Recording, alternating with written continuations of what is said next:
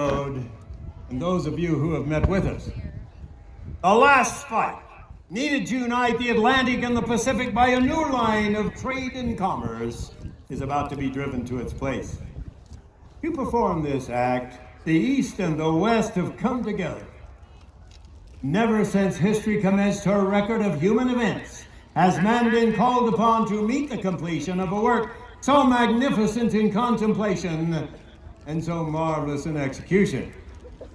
California, within whose borders and by whose citizens the Pacific Railroad was inaugurated, desires to express her appreciation of the vast importance to her and her sister states of the great enterprise which by joint action is about to be consummated.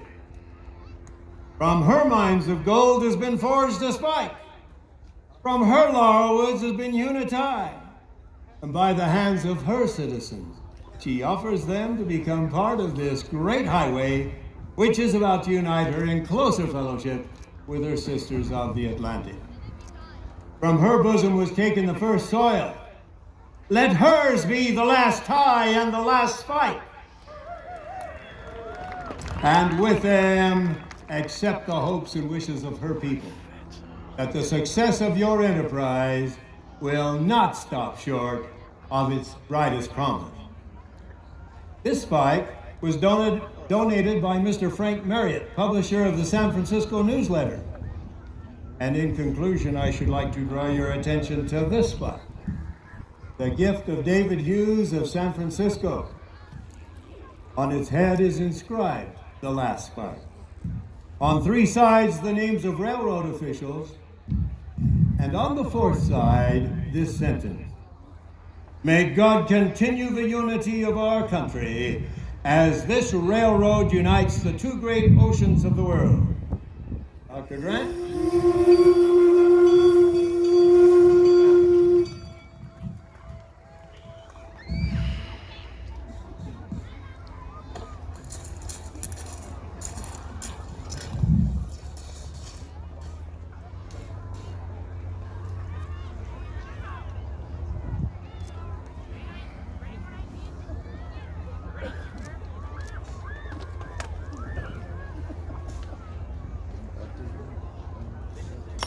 Absolutely beautiful.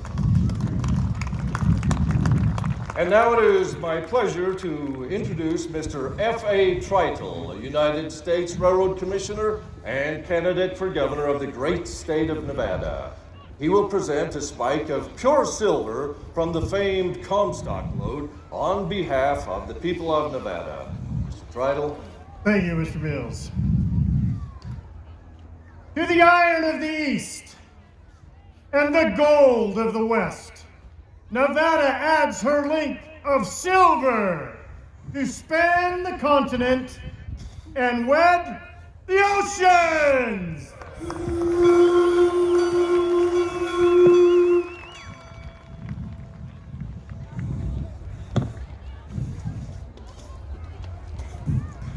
We are highly honored today with the presence of the Honorable Anson P.K. Safford, who is en route to Arizona as the newly appointed territorial governor. He was kind enough to delay his journey in order to make a presentation on behalf of the Arizona Territory. Governor Safford. Ribbed with iron, clad in silver, and crowned with gold, Arizona presents her offering that has banded the continent and directed the pathway to commerce.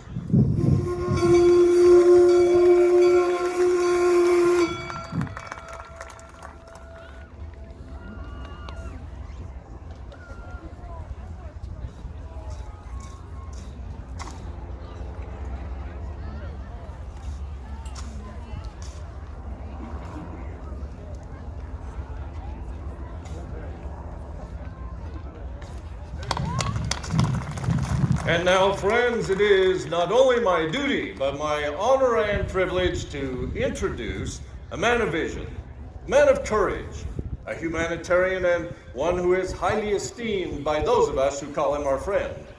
He is a Californian whose farsightedness has contributed in large measure to the success of this great enterprise. Ladies and gentlemen, the President of the Central Pacific Railroad, Governor Leland Stanford.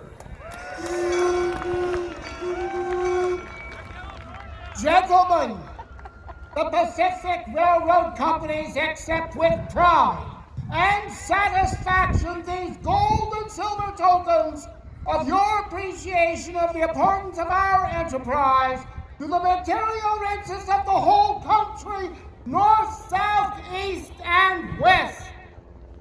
These gifts shall receive a fitting place in the superstructure of our road. But before driving the last spike in the completion of the Pacific Railroad, allow me to express the hope that the great importance which you are pleased to attach to our undertaking may be in every respect fully realized. This line of rails connecting Atlantic and Pacific and affording to commerce a new transit will prove, we trust, the speedy forerunner of increased facilities. The day is not far distant when 3 tracks shall be found necessary to accommodate the commerce and travel which shall seek transit across this continent. Freight will move only in one way on each track, to answer the demands of cheapness and time. In conclusion, I might add, we hope to do ultimately that which is now impossible on long lines: transport coarse, heavy, and cheap products at living rates to the trade. Indeed. Thank you, Governor Stanford, for your astute and timely remarks. We regret that Dr. Durant is suffering from a severe headache and has temporarily retired to his quarters. In his absence, and in the absence of the President of the Union Pacific Railroad, Mr. Oliver Ames, we have asked General Grenville Dodge, Chief Engineer, to represent his railroad with a few remarks. Mr. Mills, thank you. Gentlemen, the great senator from Missouri, Thomas Hart Benton, proposed that someday a giant statue of Columbus should be erected on the highest peak of the Rocky Mountains, pointing westward, denoting this as the great route across our continent. Today, you have made that prophecy a fact. This is the way to India!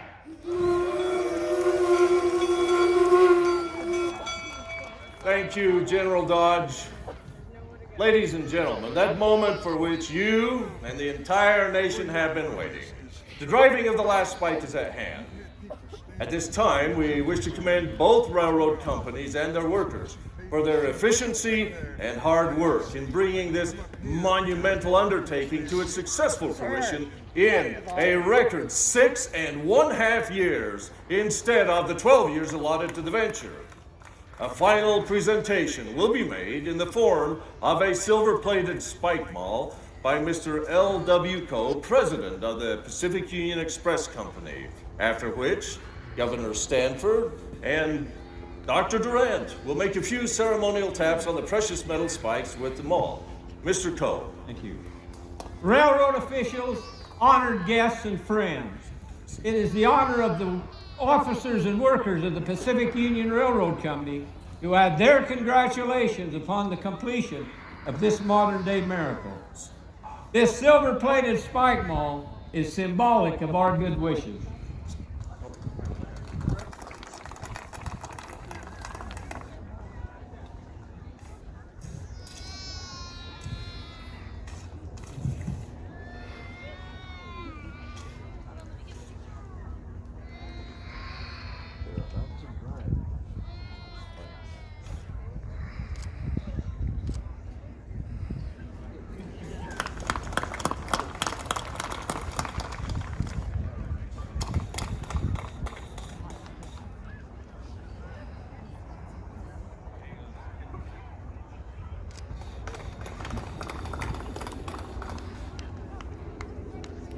Absolutely beautiful.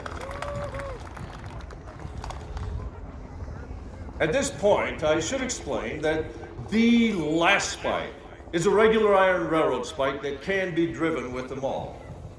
Both the spike and the maul have been wired to the transcontinental telegraph line so that people everywhere can hear the blows as the spike is driven. And now, ladies and gentlemen, the moment has arrived. Boston and New Orleans have wired that they are ready and waiting. Indeed, throughout the length and breadth of the country, people everywhere are waiting at every Western Union station.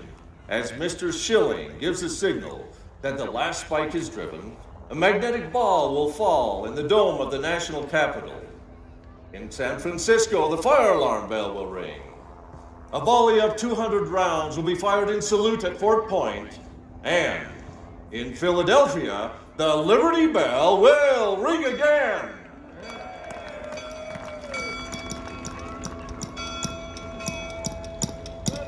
We're ready.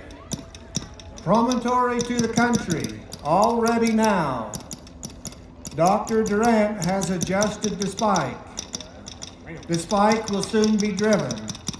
The signal will be 3 dots for the commencement of the blows. All right, Governor. Oh!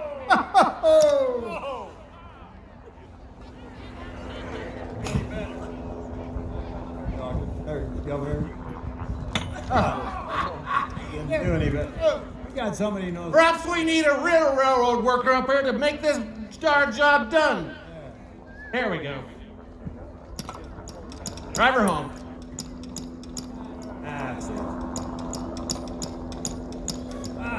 Promontory to the country.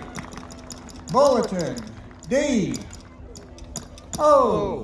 N. E. Done.